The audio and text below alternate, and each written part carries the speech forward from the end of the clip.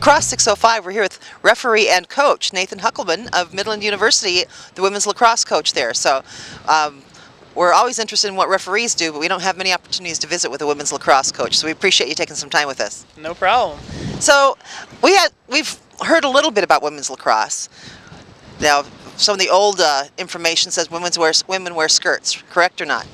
They wear kilts. They wear kilts. Yes, the first women's lacrosse game took place at a private school in Scotland, and that's the tradition of the kilts.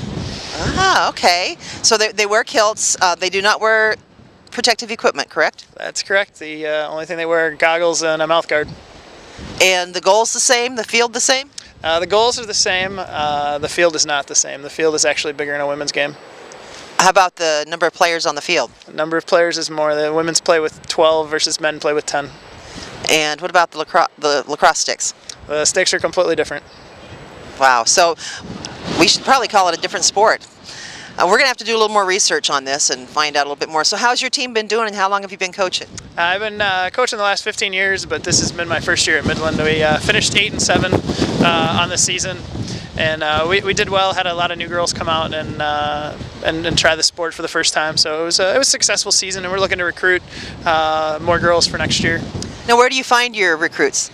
Everywhere. I really recruit on a national level. Are there quite a few women's programs across the country?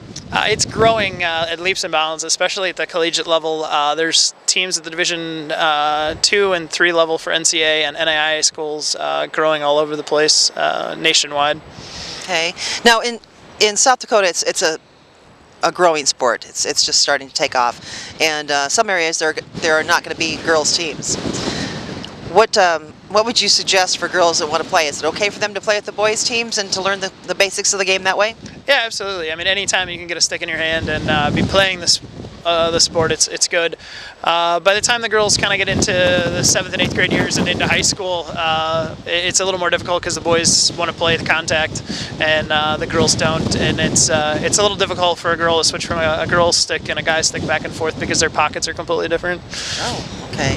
So the earlier you can start with just girls, the better, right? Yeah, absolutely. Because girls, the stick skills are actually more about finesse than they are power. Girls don't get to play with a pocket, so it's much more difficult to learn the stick skills with a girl's stick than it is a guy's stick. It's less forgiving because there's no pocket in the sticks.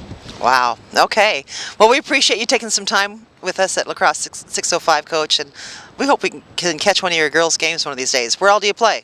We play all over basically the nation. Our closest competition's about 8 hours away, and we travel all over St. Louis, Chicago, Oklahoma, Dallas, Georgia, Tennessee, Kentucky, North Carolina, South Carolina. So it'd probably be closest for us to catch you at home. Yeah, probably would be the shortest distances to home. But there's club teams they're growing, and since it's a growing sport, I mean, you just Google women's lacrosse, and you can look up schools all around the Midwest. They're adding lacrosse. All right. Well, again, thanks for taking some time with us at Lacrosse 605, and I think we better get out of here before the wind blows us and/or the camera over. Thanks. Have a great day. Thanks.